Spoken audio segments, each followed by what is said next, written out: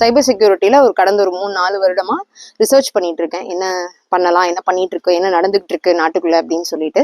இது வந்து ஆக்சுவலி ஒரு கோர்ஸ் எங்களுக்கு. அதை வந்து நாங்க வந்து ட்ரெயின் ஆயிப்போம். அது எப்படி அந்த மாதிரி ஒரு சைபர் கிரைம் நடந்தா எப்படி நாங்க அதை ஹேண்டில் பண்ணுவோம் அப்படின்னு. இப்ப எப்படி நடந்துட்டு இருக்கு அப்படின்னா, ஃபர்ஸ்ட் ஆரம்ப காலத்துல லோன் ஆப்ஸ் மூலமா நடந்ததுங்க. 2000-3000 கொடுப்பான். ஒரு வார கடைசியில பார்த்தா அது 15,000ல வந்து நிற்கும்.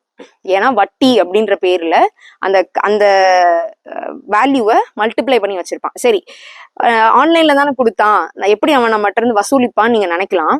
நீங்க ஆப்பை டவுன்லோட் பண்ண உடனேயே நம்ம அலோன்னு கொடுத்துட்டு இருப்போம். கரெக்டுங்களா? ஒரு ஆப்புக்கு எதுக்கு நம்ம ஃபைலு? நம்ம கிட்ட மை ஃபைல்ஸ்னு ஒரு ஃபோல்டர் இருக்கு. அதோட ஆக்சஸ் எதுக்கு அந்த ஆப்புக்கு?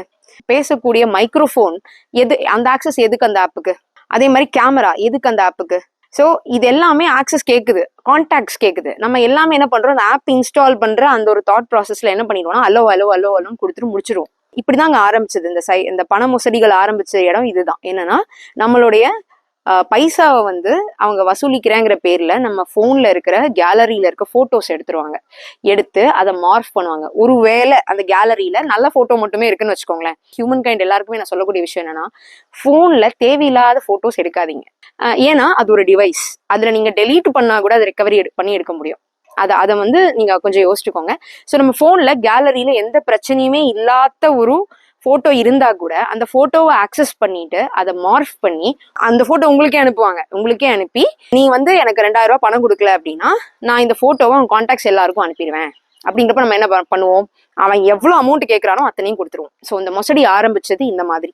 சரிங்களா? இப்ப எந்த லெவல்ல போய் நிக்குதுன்னா, டெலிகிராம்னு ஒரு ஆப் இருக்கு. அது உங்களுக்கு எல்லாருக்குமே தெரியும். ரொம்ப சேஃபான செக்யூரான ஒரு ஆப். அதுல ஒரு ஸ்கேம் இருக்கு.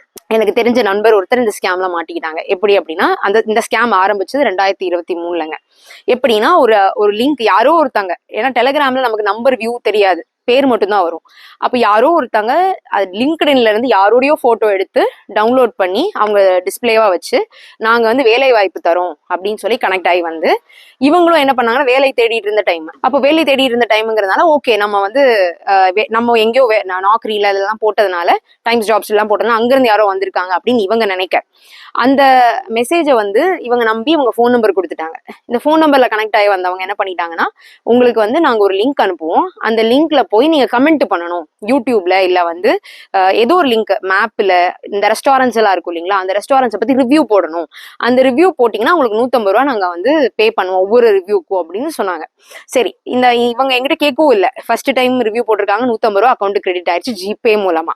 2வது தடவை ஜிபே மூலமா, 3வது தடவை ஜிபே மூலமா வந்துருச்சு. 3 தடவை வந்த உடனே நம்ம என்ன நினைப்போம், 450 ரூபா உங்களுக்கு ஸ்பெண்ட் பண்ணியிருக்கான் ஒருத்தன். அப்ப நீங்க என்ன நினைப்பீங்க, நிஜமாவே அவன் ஒரு ஜென்யூனான ஒரு மெர்ச்சன்டைசரு, நம்ம வந்து அவனுக்கு கீழே நம்ம வந்து ஒர்க் பண்ணிட்டு இருக்கோம் அப்படின்னு நீங்க நம்பிடுவீங்க. கரெக்டுங்களா? 4வது முறை தான் அந்த ஸ்கேமர் அவன் வேலையை ஆரம்பிச்சான். என்னன்னா, கிரிப்டோ கரன்சி மைனிங் அப்படின்னு சொன்னான். இந்த நாட்டுக்குள்ள இப்போ வந்து பெருசா ஓடிட்டு இருக்க ஒரு வார்த்தை இந்த கிரிப்டோ கரன்சி. ஓகேங்களா? ஸோ கிரிப்டோ கரன்சி மைனிங் இருக்கு. அதுல நீங்க 2000 ரூபா, அடுத்த டாஸ்க் உங்களுக்கு 2000 ரூபா நீங்க இன்வெஸ்ட் பண்ணணும். இன்வெஸ்ட் பண்ணிட்டீங்க அப்படின்னா 2500 ரூபா உங்களுக்கு திரும்பி கிடைக்கும் வித்தின் 20 minutes அப்படின்னா. சரி, அதையும் இந்த ஆள் நம்பிட்டாங்க. 2000 போட்டாங்க, 2500 திரும்ப வந்துருச்சு. இப்ப என்ன ஆயிடுச்சு, உங்களோட ட்ரஸ்ட்டை உங்க மனிதனார இருக்கிற நம்ம எல்லாருமே நம்பிடுவோம். நானா இருந்தாலுமே நம்பியிருப்பேன் அந்த இடத்துல. அதை நம்பிட்டாங்க. நம்பின உடனே 4வது தடவை முடிஞ்சு 5வது தடவை என்ன பண்ணிட்டாங்கன்னா, இதே மாதிரி ஒரு டாஸ்க் கொடுத்தாங்க, போட்டாங்க, 150 ரூபா கொடுத்துட்டாங்க. 6வது டாஸ்க்கு நீங்க 5000 ரூபா கட்டணும் அப்படின்னாங்க.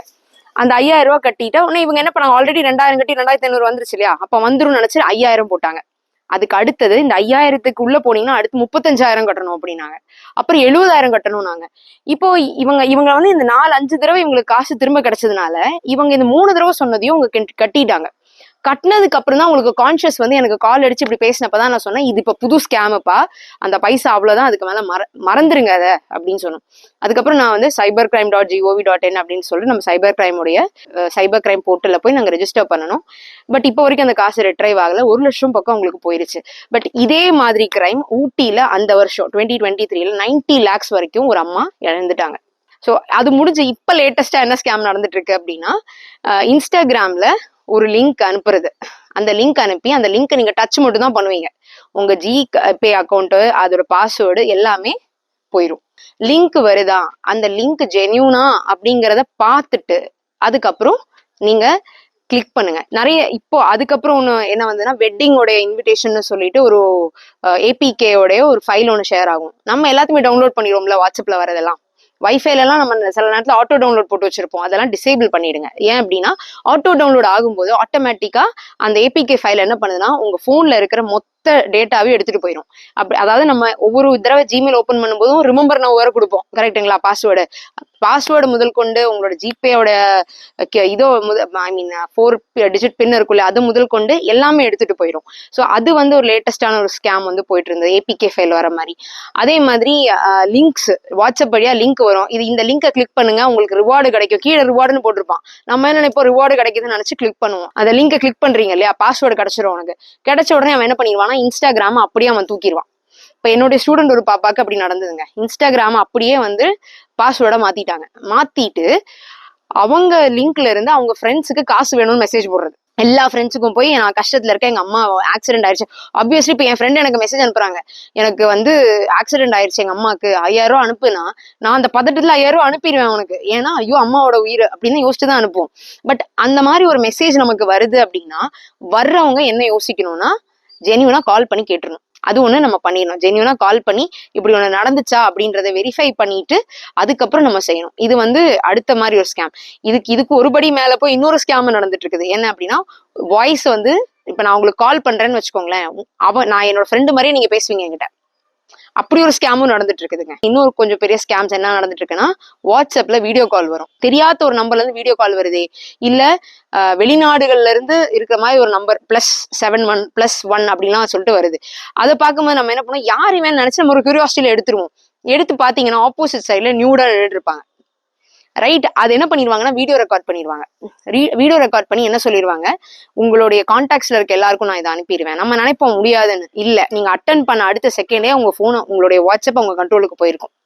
அந்த மாதிரி கிரைம்ஸ் பண்ணிட்டு இருக்காங்க. அந்த மாதிரி கால்ஸ் வந்தா தெரியாத நம்பர்ல இருந்து வாட்ஸ்அப் கால் வந்தா எடுக்காதீங்க. நார்மல் கால் வந்தா மட்டும் பிக் பண்ணுங்க. வாட்ஸ்அப்ல தேவையில்லாத வாய்ஸ் கால் வந்தாலோ வீடியோ கால் வந்தாலோ எடுக்காதீங்க. நீங்க வந்து இப்ப சொன்ன ஏதோ ஒரு கிரைம்ல நீங்க பாதிக்கப்பட்டு இருந்தா தயவு செஞ்சு தப்பான முடிவுகள் எடுக்காதீங்க. இந்த மாதிரி ஏதோ ஒரு இடத்துல போய் நீ மாட்டிட்டு நிக்கிற அப்படின்னா கண்டிப்பா நீ என்ன பண்ணணும், உன் பேரண்ட்ஸ் கிட்ட பேசணும். பேரண்ட்ஸ் கிட்ட பேச தைரியம் இல்லையா, உன் ஃப்ரெண்டு கிட்ட பேசவும் உன்னால முடியலையா, உன் ஃபேக்கல்ட்டிகிட்ட போய் பேசு.